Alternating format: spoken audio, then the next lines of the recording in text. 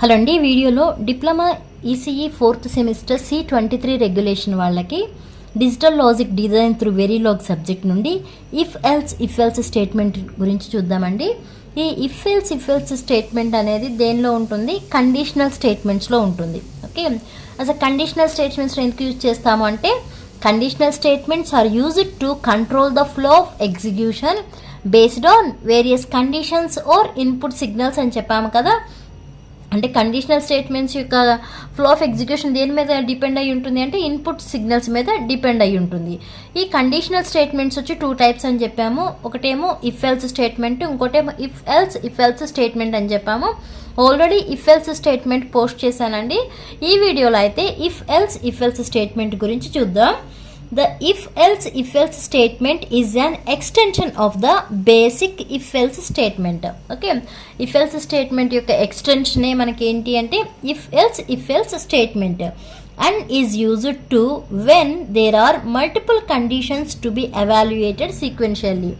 మనకి if else statement లో ఏం చేసాము, ఒక కండిషన్ తీసుకుని ఆ కండిషన్ ట్రూ అయితే ఆ కండిషన్కి సంబంధించిన స్టేట్మెంట్ ఏదైతే ఉందో ఆ స్టేట్మెంట్ కోడ్ అనేది ఎగ్జిక్యూట్ అవుతుంది. ఇన్ కేస్ ఆ స్టేట్మెంట్ అనేది రాంగ్ అనుకోండి, రాంగ్ మీన్స్ ఫాల్స్ అనుకోండి, నెక్స్ట్ ఎల్స్ స్టేట్మెంట్ అనేది ఎగ్జిక్యూట్ అవుతుంది. ఎల్స్ స్టేట్మెంట్ అంటే ఫాల్స్ స్టేట్మెంట్ ఏదైతే ఉందో ఆ ఫాల్స్ స్టేట్మెంట్ అనేది ఎగ్జిక్యూట్ అవుతుంది. అక్కడ ఏంటి, జస్ట్ 2 కండిషన్, ఒక ట్రూ కండిషన్, ఒకటి ఫాల్స్ కండిషన్, 2 కండిషన్స్ యూజ్ చేసాము.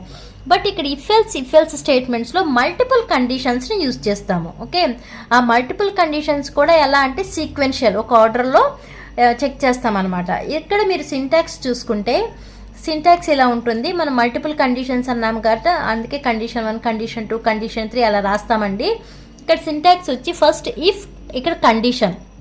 ఓకే, ఈ కండిషన్ అనేది ట్రూ అయితే, ఓకే ఇక్కడ మనం తీసుకున్న కండిషన్ అనేది ట్రూ అయితే ఇక్కడ బిగిన్ అని రాసి, ఇక్కడ ఈ ట్రూకి సంబంధించిన ఏదైతే కండిషన్ ఉంటుందో ఆ కండిషన్కి సంబంధించిన స్టేట్మెంట్ అనేది ఎగ్జిక్యూట్ అవుతుంది. Okay, code to execute if condition is true. ఇక్కడ ఈ కండిషన్ 1 అనేది ఎగ్జిక్యూట్ అయితే, ఓకే అప్పుడు మనకి ఈ కోడ్ అనేది ఎగ్జిక్యూట్ అవుతుంది. ఇక్కడికి ఎండ్ అయిపోతుంది, ఇక్కడ బిగిన్ ఇక్కడ ఎండ్, అంటే ఈ కోడ్ అనేది ఎగ్జిక్యూట్ అయిపోతుంది. నెక్స్ట్ ఎల్స్ ఇఫ్, లేకపోతే అంటే ఆ కండిషన్ 1 అనేది ట్రూ అవ్వకపోతే నెక్స్ట్ కండిషన్ 2 తీసుకుంటాం. ఎల్స్ ఇఫ్ అంటే లేకపోతే కండిషన్ 2 కూడా అంతే. ఈ కండిషన్ అనేది ట్రూ అయితే ఏమవుతుంది, ఇలా బిగిన్ అని చేసి code to execute if condition is true. ఈ కండిషన్ అనేది ట్రూ అయితే ఆ కండిషన్కి సంబంధించిన ఇక్కడ కోడ్ అంటే ఏదైతే స్టేట్మెంట్ ఉందో ఆ స్టేట్మెంట్ అనేది ఎగ్జిక్యూట్ అవుతుంది. ఎగ్జిక్యూట్ అయిన తర్వాత ఇలా ఎండ్ అని రాస్తాము.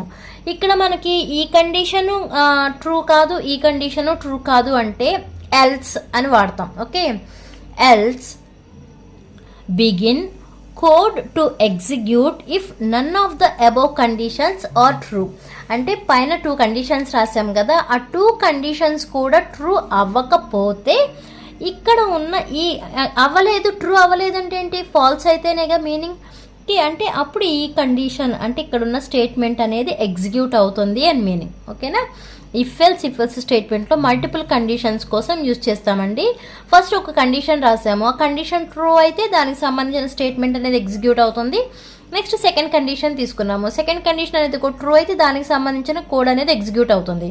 బట్ మనం రాసిన 2 కండిషన్స్ కూడా ఎగ్జిక్యూట్ అవ్వలేదు, ట్రూ అవ్వలేదనుకోండి, ట్రూ అవ్వలేదు అంటే ఫాల్స్ అనేగా మీనింగ్. అలా అయినప్పుడు ఎల్స్ అని రాసి ఇలా బిగిన్ అని రాసి ఇక్కడ ఏదైతే స్టేట్మెంట్ ఉంటుందో code to execute if none of the above conditions are true. పైన రాసిన ఏ కండిషన్స్ కూడా ట్రూ అవ్వకపోతే ఇక్కడ ఉన్న స్టేట్మెంట్ ఏదైతే ఉంటుందో ఆ స్టేట్మెంట్ అనేది ఎగ్జిక్యూట్ అవుతుంది. And this is the end. Okay, this is the syntax of if else statement. దీనికి సంబంధించిన ఎగ్జాంపుల్ కూడా చూద్దామండి. Okay, this is the example of if else statement. First module అని రాస్తాం కదా, ఇక్కడ మాడ్యూల్ నేమ్ అని రాస్తాము. మనం తీసుకున్నది ఏంటిది, ఇఫ్ ఎల్స్ కదా, దానికి సంబంధించి ఎగ్జాంపుల్ కాబట్టి ఇక్కడ ఈ అదంతా మాడ్యూల్ నేము. నెక్స్ట్ ఏం చేయాలి, పోర్ట్స్ని ఇనిషియలైజ్ చేయాలి. పోర్ట్స్ని ఇనిషియలైజ్ చేయాలంటే ఇక్కడ ఏమని రాసాము, ఇన్పుట్ వైర్ 1 down to 0 అని రాసాము. 1 down to 0 అంటే ఏంటి, 0 and 1 అంటే 2 ఇన్పుట్స్ ఉన్నట్టు. అలానే output register 3 down to 0. 3 down to 0 అంటే ఎన్ని ఉన్నట్టు అవుట్పుట్స్? 4 అవుట్పుట్స్. అంటే 0 1 2 3 మొత్తం 4 అవుట్పుట్స్ ఉన్నట్టు. అంటే 2 ఇన్పుట్స్ అంటున్నాము. అంటే 2 power 2 ఈక్వల్ టు ఎంత అవుతాయి? 4 అవుతాయి. అంటే 2 power 2 ఇన్పుట్స్ అంటే 2 ఇన్పుట్స్ ఉన్నప్పుడు ఎన్ని అవుట్పుట్స్ వస్తాయి? 4 అవుట్పుట్స్ వస్తాయి. అందుకే అవుట్పుట్ రిజిస్టర్ 3 down to 0 అని రాసాం. ఓకే, నెక్స్ట్ ఇక్కడ మనం పోర్ట్స్ అనేవి ఇనిషియలైజ్ చేసాం కాబట్టి ఇలా బ్రాకెట్ అనేది ఇలా క్లోజ్ చేసి సెమీకోలన్తో ఇలా రిప్రజెంట్ చేయాలి కదా. Next always at the rate of star begin. Okay, అంటే ఇక్కడ మనం ఏ బ్లాక్ యూజ్ చేస్తున్నాము? ఆల్వేస్ బ్లాక్ అనేది యూజ్ చేస్తున్నాము. This always block evaluates the control input signal. అంటే ఇది మొత్తం దేని మీద డిపెండ్ అయి ఉంటుంది? ఆల్వేస్ బ్లాక్ మొత్తం ఇక్కడ కంట్రోల్ అనే ఇన్పుట్ సిగ్నల్ మీద డిపెండ్ అయి ఉంటుంది. Okay, always at the rate of star begins. ఇక్కడ స్టార్ అంటే ఏమని చెప్పాను? ఈవెంట్స్ అని. ఈవెంట్స్ అంటే నంబర్ ఆఫ్ ఇన్పుట్స్. ఆ నంబర్ ఆఫ్ ఇన్పుట్స్ చేంజ్ అయిన దాన్ని బట్టి ఇక్కడున్న స్టేట్మెంట్స్ అనేవి ఎగ్జిక్యూట్ అవుతాయి. That is the representation of star.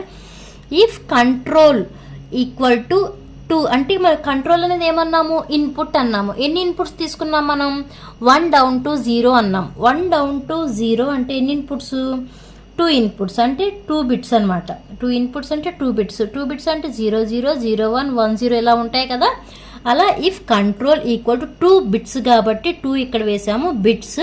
ఇక్కడ తీసుకున్నది ఏంటి? 0 0 తీసుకున్నాం. ఇప్పుడు ఈ కండిషన్ అనేది ట్రూ అయితే బిగిన్ అని రాసాము. డేటా అవుట్ అంటే ఇది అవుట్పుట్. ఇలా ఈ కండిషన్ ట్రూ అయితే మనకు అవుట్పుట్ అనేది ఏమన్నాము? 4 అవుట్పుట్స్ అన్నాం కదా. అంటే 4 బిట్స్లో ఉంటుంది అవుట్పుట్. ఇఫ్ మొత్తం 4 బిట్సే కదా. ఈ 0 0 0 1 అనేది ఈ డేటా అవుట్కి అసైన్ అవుతుంది. అంటే depending on the value of control. అంటే ఈ కంట్రోల్కి ఇచ్చాం కదా వాల్యూస్. ఆ వాల్యూస్ని బేస్ చేసుకుని the data out is assigned different values. ఇక్కడ ఉన్నాయి కదా, ఈ వాల్యూస్ అనేవి ఇలా డేటా అవుట్కి అసైన్ చేస్తాం. ఓకే, అంటే ఈ కండిషన్ ట్రూ అయితే ఇక్కడ ఉన్న ఈ స్టేట్మెంట్ అనేది ఎగ్జిక్యూటివ్ అంటే డేటా అవుట్కి అసైన్ చేస్తాము అని. Next end. ఇక్కడ బిగిన్ రాసాము కాబట్టి ఇక్కడ ఎండ్. Next else if. ఇది లేకపోతే నెక్స్ట్ ఇది సెకండ్ కండిషన్ లాగా. కంట్రోల్ ఈక్వల్ టు 2 బిట్ కదా. 2 బిట్ ఇక్కడ 0 0 తీసుకున్నాము. ఇక్కడేమో 0 1 తీసుకున్నాము. మళ్ళీ same begin data out. Out అనేది 4 బిట్స్ కాబట్టి 4 బిట్.